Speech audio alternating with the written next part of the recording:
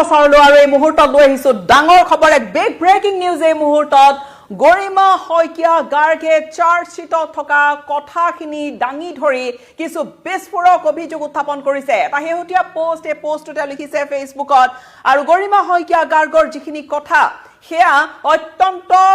গুৰুত্বপূৰ্ণ অত্যন্ত চাঞ্চল্যকৰ কেইবাটাও এটাকৈ কেইবাটাও পইণ্ট তেওঁ তুলি ধৰিছে আমি পলম নকৰি পুনে পুনে আপোনালোকক এই ফেচবুক পোষ্টটো আপোনালোকক দেখুৱাইছো ইয়াত এয়া কিছু সময় পূৰ্বে গৰিমা শইকীয়া গাৰ্গৰ এই যেটো পোষ্ট ইয়াত প্ৰথমে আৰম্ভ কৰিছে জুবিন নাই বুলি আজিও আমি মানি ল'ব পৰা নাই কিন্তু এনেকুৱা এটা অকল্পনীয় আৰু দুৰ্ভাগ্যজনক ঘটনা ঘটি গ'ল যাৰ পৰিণতিত কেৱল আমাৰ ঘৰখনেই থান বান হৈ দুৰ্ভাগ্যৰ এটা দিনতে ৰৈ যোৱা নাই গোটেই অসমখনৰে আত্মা যেন স্থবিৰ হৈ ৰৈ গ'ল এটা প্ৰচণ্ড আঘাতত এই ধৰণে কথাখিনি জুবিন গাৰ্গৰ পত্নী গৰিমা শইকীয়া গাৰ্গে আৰম্ভ কৰিছে গোটেই অসমখনৰে আত্মা যেন স্থবিৰ হৈ ৰৈ গৈছে এটা প্ৰচণ্ড আঘাতত তাতকৈ প্ৰচণ্ড আঘাতটো হৈছে জুবিন গাৰ্গৰ সৈতে জড়িত হৈ পৰিল বুকু ফাটি যোৱা অসহনীয় এক শব্দ হত্যা তেওঁ কোট আনকোট কৰি কৈছে অসহনীয় এক শব্দ হত্যা এক দীঘলীয়া তদন্ত প্ৰক্ৰিয়া চলিল আৰু অৱশেষত সকলোৰে প্ৰতীক্ষিত চাৰ্জশ্বিট দাখিল হ'ল যোৱা 12 ডিচেম্বৰ তাৰিখে চাৰ্জশ্বিট দাখিল কৰা হৈছিল চাৰ্জশ্বিটত কি আছে চাৰ্জশ্বিট পঢ়ি কি ধৰণৰ কথা বতৰাখিনি গম পাইছে গৰিমা শইকীয়া গাৰ্গে এটাকৈ 6টা পইণ্টত তেওঁ গোটেইখিনি কথা দাঙি ধৰিছে তেওঁ লিখিছে আৰু বৃহৎ এক চাৰ্জশ্বিট ৰাজ্যত ৰেকৰ্ড হ'ল এই চাৰ্জশ্বিট হৈ ৰোল এই চাৰ্জশ্বিট লৈ বহু আলোচনা চলি আছে এই মন্তব্য বহু মন্তব্য সপক্ষে বিপক্ষে আমি পৰিয়ালৰ লোকেও আবেদন কৰি পঢ়িব বিচাৰিছিলো আৰু কেইবা দিনৰ অপেক্ষাৰ অন্তত এটা কপি আমি পাইছিলো অৰ্থাৎ কপি আহি পাইছেহি গৰিমা শইকীয়া বা জুবিন গাৰ্গৰ পৰিয়ালৰ হাতত তেওঁ আৰু লিখিছে আমি এটা কপি আমি অৱশেষত পাইছিলো অসুস্থতাৰ মাজতে পঢ়িবলৈ চেষ্টা কৰিছো অসহনীয় কথাবোৰে বাৰে বাৰে সহ্য কৰি পঢ়িবলৈ আপ্ৰাণ চেষ্টা কৰিছো আইনৰ বিষয়ত সপক্ষে বা বিপক্ষে মন্তব্য দিয়াৰ জ্ঞান আমাৰ একেবাৰে সীমিত তথাপি এই মুহূৰ্তত মনলৈ অহা দুটামান কথা ক'বলৈ বিচাৰিছো অনুগ্ৰহ কৰি কথাবোৰৰ নিগেটিভ সমালোচনা নকৰি পাৰিলে সঠিক দিশত আলোচনা হওক এই ধৰণে কথাখিনিতে আৰম্ভ কৰিছে আৰু তাৰ পিছত তেওঁৰ যিখিনি কথা পইণ্ট 1 নম্বৰ পইণ্টতে লিখিছে মন কৰিব এয়া খুব গুৰুত্বপূৰ্ণ কথা উল্লেখ কৰিছে গৰিমা শইকীয়া গাৰ্গে চাৰ্জশ্বিট পঢ়ি আমি জানিব পাৰিছো যে ছিংগাপুৰত জুবিনৰ থকাৰ ব্যৱস্থা লৈ কেইবাদিন আগৰে পৰা খেলিমেলি আৰু কিবা অভিসন্ধি চলি আছিল শ্যামকানু মহন্তৰ ঘৰৰ পৰা উদ্ধাৰ হোৱা এছএছডিত ৰুম বুকিঙৰ যি লিষ্ট পোৱা গৈছে তাত উল্লেখ আছে যে প্ৰথমে জুবিনৰ থকাৰ ব্যৱস্থা কৰা হৈছিল জনৈক অনুজ বৰুৱাৰ সৈতে এটা কোঠাত পিছত ছিংগাপুৰ পোৱাৰ পিছত শ্যামকানু মহন্তই সিদ্ধাৰ্থ শৰ্মাৰ সৈতে মিলি বেলেগ ব্যৱস্থা কৰে উল্লেখ আছে প্ৰথমে কেৱল জুবিনৰ বাবেহে হোটেল পেন পেচিফিকত শ্যামকানু মহন্তৰ ৰুমৰ কাষতে আন এটা ৰুমত জুবিনৰ বাবে থকাৰ ব্যৱস্থা কৰা হৈছিল কিন্তু পিছত আকৌ 3টা ৰুম বুক কৰি টিমৰ সকলোৰে থকাৰ ব্যৱস্থা কৰা হয় আনহাতে সিদ্ধাৰ্থৰ ষ্টেটমেণ্টত কৈছে যে প্ৰথমে জুবিনৰ টিমৰ বাবে ঠিক কৰা হৈছিল হোটেল দ্য ভিলেজত কিন্তু ছিংগাপুৰ গৈ পোৱাৰ পিছত শ্যামকানু মহন্তই তাক ফোনতে থকাৰ ব্যৱস্থা হোটেল পেন পেচিফিকতহে কৰা হৈছে বুলি জনায় প্ৰথমটো পইণ্ট ইয়াত অৰ্থাৎ স্পষ্টকৈ কোৱা হৈছে যে বহু পূৰ্বৰে পৰা জুবিন গাৰ্গে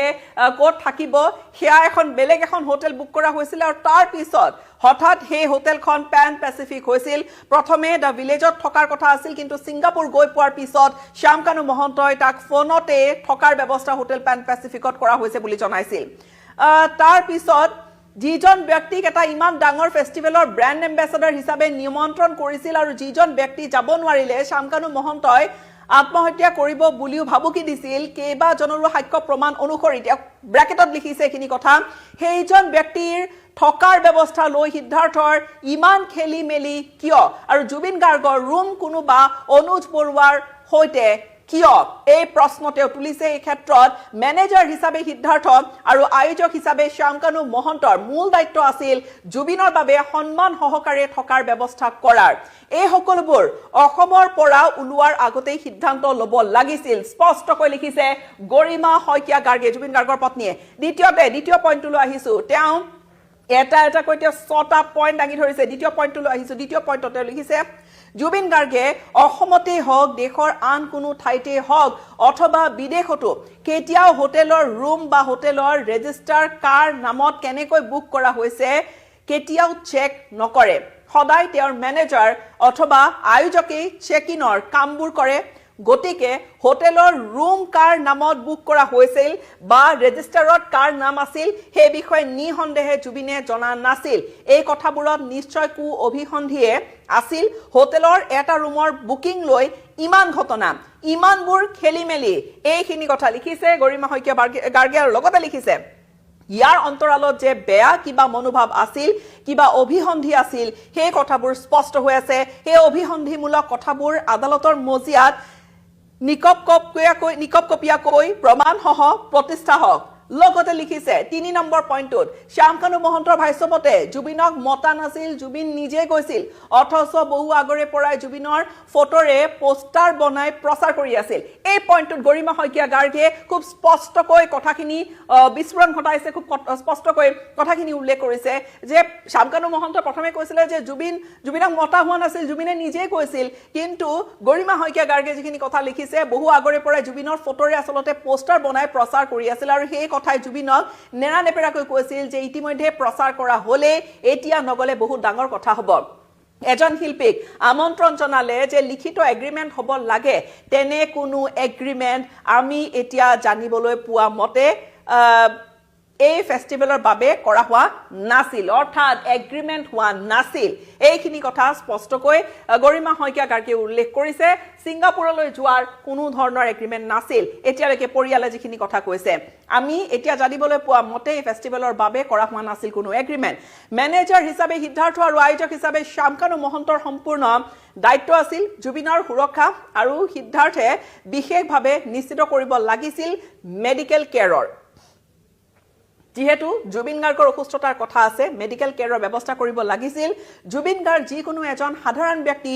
নহয় তেওঁৰ বাবে যি ব্যৱস্থা হ'ব লাগিছিল একোৱে কৰা নহল আয়োজকৰ তৰফৰ পৰা স্পষ্ট অভিযোগ গৰিমা শইকীয়া গাৰ্গৰ এই ক্ষেত্ৰত সিদ্ধাৰ্থৰ একোৱে মাত নাছিল কিয় তেওঁ এই প্ৰশ্নবোধকেৰে এই প্ৰশ্নটো সুধিছে শ্যামকানু মহন্তৰ লগত এনে কি বেলেগ বুজাবুজি আছে যে সামান্যতম সেফটি আৰু সিকিউৰিটিৰ কথাও নপতাকৈ জুবিনক লৈ যোৱা হল কিয় এই প্ৰশ্নটো গৰিমা শইকীয়া গাৰ্গৰ মাননি কি নিৰ্ধাৰণ কৰা হৈছিল অথবা হা সুবিধাৰ কি কথা হৈছিল হেয়া কেৱল সিদ্ধাৰ্থ আৰু শ্যামকানু মহন্তইহে জানিছিল তাৰ পিছত 4 নম্বৰ পইণ্টলৈ আহিছো 4 নম্বৰ পইণ্টত বা 4 নম্বৰতে চতুৰ্থতে লিখিছে আৰু এটা কথা চাৰ্জশিটত পঢ়িহে আমি জানিবলৈ পালো জুবিন গাৰ্গৰ ওয়ান লাষ্ট টুৰ বুলি কিবা 10খন সিটিৰ টুৰ এটা সিদ্ধাৰ্থে প্ল্যান কৰিছিল যে জুবিনে লাইভ শোৰ পৰা অৱসৰ ল'ব বুলি ঘোষণা হ'ব এই কথাবোৰ আমি কেতিয়াও শুনা নাছিলো নাজানিছিলো আনকি তেওঁৰ ব্যান্ড পৰিয়ালৰ লোক বা বন্ধু কোনেও নাজানে জুবিনে অৱসৰ এতিয়াই ল'ব কিয় আমি নালাগে তেওঁ নিজেও তেনেকুৱা কথা কেতিয়াও ভবা নাছিল মন কৰিব পুনৰবাৰ এই কথাখিনি পঢ়ি দিছো ওয়ান লাষ্ট টুৰৰ কথা আহিছে জুবিন গাৰ্গৰ শেষ টুৰ নেকি শেষ টুৰৰ কিবা পৰিকল্পনা হৈছিল নেকি পৰিয়ালে কিন্তু একো কথা নাজানে যিখিনি কথা স্পষ্টকৈ গৰিমা শইকীয়া গাৰ্গে উল্লেখ কৰিছে চতুৰ্থতে যিটো তেওঁ পইণ্ট খুব ডাঙৰ পইণ্ট মন কৰিবলগীয়া তেওঁ এই ধৰণে লিখিছে আৰু এটা কথা চাৰ্জশিট পঢ়িহে আমি জানিবলৈ পাইছো জুবিন গাৰ্গৰ ওয়ান লাষ্ট টুৰ তেওঁ কোট আন কোট কৰি দিছে তেওঁ স্পেশালি মেনশন কৰি দিছে ওয়ান লাষ্ট টুৰ বুলি কিবা 10খন সিটিৰ টুৰ এটা সিদ্ধাৰ্থে প্ল্যান কৰিছিল য'ত জুবিনে লাইভ শোৰ পৰা অৱসৰ ল'ব বুলি ঘোষণা কৰিছিল সঁচাকৈ তেনেকুৱা কি পৰিকল্পনা আছিল যিটো পৰিয়ালে নাজানে পৰিয়ালৰ ফালৰ পৰা তেওঁ কৈছে যে এই কথাবোৰ আমি কেতিয়াও শুনা নাছিলো নাজানিছিলো আনকি তেওঁৰ ব্যান্ড পৰিয়ালৰ লোক বা বন্ধু কোনেও নাজানে জুবিনে অৱসৰ এতিয়াই ল'ব কিয় আমি নালাগে তেওঁ নিজেও তেনেকুৱা কথা হয়তো ভবা নাছিল বুলি লিখিছে আৰু মই গোটেই জীৱন তেওঁৰ নতুন নতুন কামৰ পৰিকল্পনা আৰু সপোনহে দেখিছো চাৰ্জশিট পঢ়ি জানিব পাৰিছো সিদ্ধাৰ্থই বহু কমিটিৰ পৰা এই বছৰ জুবিন দাই এইবাৰৰ শেষবাৰৰ বাবে অনুষ্ঠান কৰিব বুলি কৈ মাননীও বঢ়াই লৈছিলে মন কৰিবলগীয়া কথা যেটো টকাৰ খেলিমেলি পইচাৰ খেলিমেলি মাননীৰ নামত কিমান ধন কিমান কমিশন সিদ্ধাৰ্থে লৈছিলে এই গোটেইখিনি কথা যেহেতু আহিছে পোহৰলৈ এই মুহূৰ্তত স্পষ্ট অভিযোগ পত্নী গৰিমা শইকীয়া গাৰ্গৰ জুবিন গাৰ্গৰ যে লাষ্ট টুৰ বুলি বা লাষ্ট শেষবাৰৰ প্ৰগ্ৰাম বুলি টকা বেছিকৈ লৈছিল মই গোটেই জীৱন তেওঁৰ নতুন নতুন কামৰ পৰিকল্পনা আৰু সপোনহে দেখিছো এই ধৰণে লিখিছে গৰিমা শইকীয়া গাৰ্গে কৈছে যে চাৰ্জশিট পঢ়িহে জানিব পাৰিছো সিদ্ধাৰ্থই বহু কমিটিৰ পৰা এই বছৰ জুবিন দাই শেষবাৰৰ বাবে অনুষ্ঠান কৰিব আকৌ তেওঁ মেনশন কৰি দিছে স্পেশালি শেষবাৰৰ বাবে অনুষ্ঠান কৰিব বুলি কৈ মাননীও বঢ়াই লৈছিল যি মাননীৰ পৰিমাণ সম্পূৰ্ণৰূপে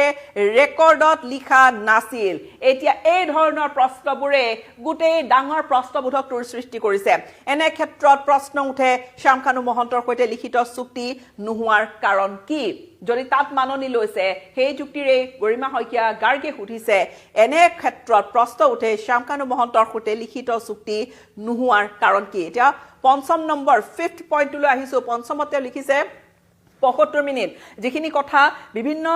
সংবাদ মাধ্যমত বা বিভিন্ন ধৰণে চৰ্চা হৈ আছে 75 মিনিটলৈকে চিকিৎসা পোৱা নাছিল জুবিন গাৰ্গে পানী যেতিয়া তেওঁ ককবকাই আছিল 75 মিনিটলৈকে চিকিৎসা অবিহনে অনাদৰে তেওঁক পেলাই থোৱা হৈছিল আৰু চাৰ্জশিটত উল্লেখ আছে যে ওচৰতে সেন্ট জোনস আৰু লেজাৰাছ আইল্যান্ডৰ বাবে এডি আৰু মেডিকেল এসিস্টেন্ট আছিল এটা সংযোগী বাটু আছিল অথচ ইমান দেৰিলৈকে কিয় ৰৈ থকা হল প্ৰশ্ন সুধিছে পিন পইণ্টেড প্ৰশ্ন গৰিমা শইকীয়া গাৰ্গৰ যে এতিয়ালৈকে এই যিখিনি কথাতে পানীত ককবকাই আছে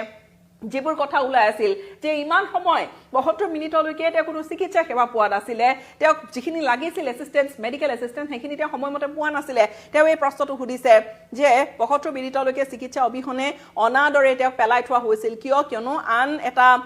আছিল সংযোগী বাদ অথচ ইমান দেৰিলৈকে কিয় ৰৈ থকা হল সিংগাপুৰৰ আবাসী কেইজনে সেই কথা নাজানিছিল নেকি ইয়তত থকা কোনোৱে কিয় নাভাবিলে যে য'ত সেফটি বোৰ্ড এখন আৰি লিখি থোৱা আছিল swimming at your own risk no divers available বুলি পুনৰবাৰ এই ধৰণৰ কথাখিনি উল্লেখ কৰিছে অৰ্থাৎ আমি যেন কৰবাত ছবিখন দেখিছো সেইখিনি সময়ছোৱাত আমি যিবোৰ ভিডিঅ' আধৰুৱা ভিডিঅ' যিবোৰ দেখিছিলো যিবোৰ ভিডিঅ' ভাহি আহিছিল সেই ভিডিঅ'ৰ মাজতে এইখিনি কথা যেন চকুত কিছু দৃশ্য ইয়তত থকা কোনোৱে কিয় নাভাবিলে যে য'ত সেফটি বোৰ্ড এখন আৰি লিখি থোৱা আছিল swimming at your own risk no divers available divers যিসকল পানী তললৈ যায় এই ধৰণে যিকোনো আয়োজনৰ বাবে সেফটি মেজাৰ্ছৰ কথা চিন্তা কৰাটো মুখ্য আমি হেৰুৱাইছো গোটেই অসমে হেৰুৱাইছে এক সত্তা আৰু তেওঁলোক এতিয়াও ইমান নীৰৱ অৰ্থাৎ এইবাৰ গৰিমা শইকীয়া গাৰ্গৰ স্পষ্ট বিস্ফোৰণ হেয়া সিংগাপুৰীয়া অসমীয়া কেইজনৰ বিৰুদ্ধে ইমান নীৰৱ কিয় এই প্ৰশ্নটো সুধিছে ইয়তখনতো সেফটি বা মেডিকেল এসিস্টেন্সৰ বাবে একোৱে নাছিল এটা দীঘলীয়া বাট লৈ দীৰ্ঘ সময়ৰ বাবে তেওঁ কোনো চিকিৎসা নোহোৱাকৈ পেলাই ৰখা হল যিজন মানুহে বাটে ঘাটে আঘাত পাই পৰি থকা মানুহেই নহয় জীৱ জন্তু চৰাই চিৰিকটিকো চিকিৎসাৰ বাবে তুলি নিহুষ্ট কৰি তোলে লাগিলে নিজৰ প্ৰফেশনেল লছ অথবা পলম হোৱা বুলি বিতৰ্কই নহওক কিয় তেনে এজন ব্যক্তিক ইমান অনাদৰ কৰা হল এই কথাখিনি লিখিছে আৰু গৰিমা শইকীয়া গাৰ্গৰ মনৰ খুব মনত থকা খুদুৱনি গোটেইখিনি চাৰ্জশিট পঢ়ি এইখিনি প্ৰসংগ উত্থাপন কৰিছে আমাৰ দৃষ্টিত এই ইয়তখনত থকা প্ৰতিজন মানুহে এই অভাৱনীয় ঘটনাটোৰ বাবে দোষী আৰু সকলো বিচাৰৰ আওতালৈ আহক কথা হিমানে অৰ্থাৎ ইয়তত থকা যিখিনি মানুহ সেইখিনি সময়ছোৱাত ইয়তত থকা সিংগাপুৰীয়া লোক কেইজন তেওঁলোকো বিচাৰৰ আওতালৈ আহক বিচাৰিছে গৰিমা শইকীয়া গাৰ্গে আৰু তাৰ পিছতে গৰিমা শইকীয়া গাৰ্গৰ ষষ্ঠ যেটো পইণ্ট আমি ভিডিঅ'বোৰৰ জৰিয়তে দেখিছো জুবিনক কিমান নেগলেক্ট কৰা হৈছিল সিজাৰ থকা মানুহ এজনক নিচাগ্ৰস্ত কৰি ইমান দীঘলীয়া সময়ৰ বাবে সাগৰৰ মাজত লাইফ জেকেট নোহোৱাকৈ সাঁতুৰিবলৈ উচতনি দিলে তাকো আনএটেণ্ডেড এই শব্দটো তেওঁ লিখিছে আনএটেণ্ডেড তেওঁৰ লগত কোনো নাছিল সেইটো সম্পূৰ্ণ ক্ৰাইম স্পষ্টকৈ অপৰাধ বুলি লিখিছে কৈছে গৰিমা শইকীয়া গাৰ্গে পানীত তেওঁৰ ভমিটিং হৈছে নাকেৰে মুখেৰে খোৱা বস্তু আৰু ফেন ওলাইছে এই সকলোবোৰ গ্যাস্ট্ৰিকৰ হে লক্ষণ বুলি এৰি দিবকৈ কেনেকৈ পাৰিলে ভাগৰুৱা হৈ হাতুৰি থকা দেখিও সিদ্ধাৰ্থৰ হাত জুকাৰি যাব দে ইংগিত কোনো এজনে অবখ মানুহজনক বাধা দিয়াৰ চেষ্টা নকৰি আনন্দত মস্কুল হৈ থকা কিমান অসহনীয় এইবোৰ পানীত ডুবি যোৱাৰ পিছত ইয়তলৈ উঠাই আনোতে তেওঁৰ দাঁতে লাগিছে আৰু টং এডাল মুখত হুমুৱাই দিব লগা হৈছে বুলিও প্ৰবাসী অসমীয়া কেইজনে নিজৰ ষ্টেটমেণ্ট কৈছে অৰ্থাৎ দাঁত লাগি ধৰিছিল জুবিন গাৰ্গৰ সেইখিনি সময়ছোৱা যেতিয়া তেওঁ অবখ হৈ পৰিছিল পানীৰ পৰা যেতিয়া তেওঁক টানি আনি ইয়তলৈ উঠোৱা হৈছিল একেবাৰে তেওঁৰ অৱস্থা কাহিল হৈ গৈছিল সেইখিনি সময়ছোৱা যিখিনি অকণ ভিডিঅ' আমি দেখিছো তাৰে বৰ্ণনা গৰিমা শইকীয়া গাৰ্গে স্পষ্টকৈ লিখি ধৰিছে তেওঁ দাঙি ধৰিছে আৰু সিংগাপুৰীয়া অসমীয়াৰ ষ্টেটমেণ্ট আছিল সেইখিনি যে দাঁতে লাগি ধৰিছিল সেইখিনি সময়ছোৱাত কিমান অসহনীয় এইবোৰ পানী ডুবি যোৱাৰ পিছত ইয়তলৈ উঠাই আনোতে তেওঁৰ দাঁতে লাগিছে আৰু টং এডাল মুখত হুমুৱাই দিব লগা হৈছে বুলি প্ৰবাসী অসমীয়া কেইজনে নিজৰ ষ্টেটমেণ্টত লিখিছে তাৰ পিছতো তেওঁলোকে ইমান অৱহেলাৰে তেওঁক পেলাই থলে আনট্ৰেইন মানুহে CPR দিছে তেওঁৰ ৰিবছ ভাঙিছে অৰ্থাৎ কামিহাৰ যি ৰিপ কেছ থাকে CPR দিছে কামিহাৰ ভাঙিছে সেইখিনি কথা কৈছে আনট্ৰেইন মানুহে CPR দিছে তেওঁৰ ৰিবছ ভাঙিছে মূৰতো আঘাত আছিল তেওঁৰ কেনেকৈ কোট হে আঘাত পাইছিল হাওফাওত পানী জমা হৈ আছিল সিংগাপুৰৰ এজনে কৈছে ইয়টত উঠোৱাৰ পিছত জুবিনৰ পেটটো হেচি দিউতে সাগৰৰ পানী বহুত ওলাইছিল বহুত কষ্ট পালে তেওঁ এই কথাবোৰ ভাবিবলৈও ভয় লাগে বুকু কপি যায় এই কষ্টবোৰ আমি জীয়াই থকা প্ৰতি মুহূৰ্তত অসহায় হৈ কঢ়িয়াই ফুৰিব লাগিব আমাক এই সকলো বিলাকৰ কথাৰ উত্তৰ লাগে আৰু এই ধৰণৰ কথা তেওঁ লিখিছে আৰু তেওঁ কিছু কথা তেওঁ আৰু লিখিছে লগতে তেওঁ শেষ কৰিছে এই ধৰণে ন্যায় ব্যৱস্থাৰ ওপৰত আমাৰ আস্থা আছে আৰু বাৰ কাউন্সিল আৰু সমূহ ৰাইজৰ সহযোগিতা বিচাৰিছো আমাৰ এই ন্যায় যাত্ৰা দুখীয়া কঠোৰতকৈ কঠোৰতম শাস্তি পাওক এতিয়া তাৰ বাহিৰে আন কোনো কথা ভাবিব পৰাকৈ একো নাই আমাৰ মূলত এই যিখিনি লগতে আৰু এটা পইণ্ট আমি এইখিনিতে এৰি গৈছো সম্ভৱতঃ এই গুটেইবোৰ মানুহ নহয় একোটা দানৱ তেওঁ লিখিছে আৰু লগতে যাৰ বাবে আমি আমাৰ মানুহজনক হেৰুৱালো আমাৰ ঘৰখন অসমখন থানবান হ'ল ন্যায় ব্যৱস্থাৰ ওপৰত সম্পূৰ্ণ আস্থা ৰাখি খুব ধৈৰ্য আৰু সংযমেৰে আমি অপেক্ষা কৰিছো এই অসুৰবোৰে পৃথিৱীৰ আটাইতকৈ ভয়ানক শাস্তি পাওক বুলি শাস্তিৰ দাবী তুলিছে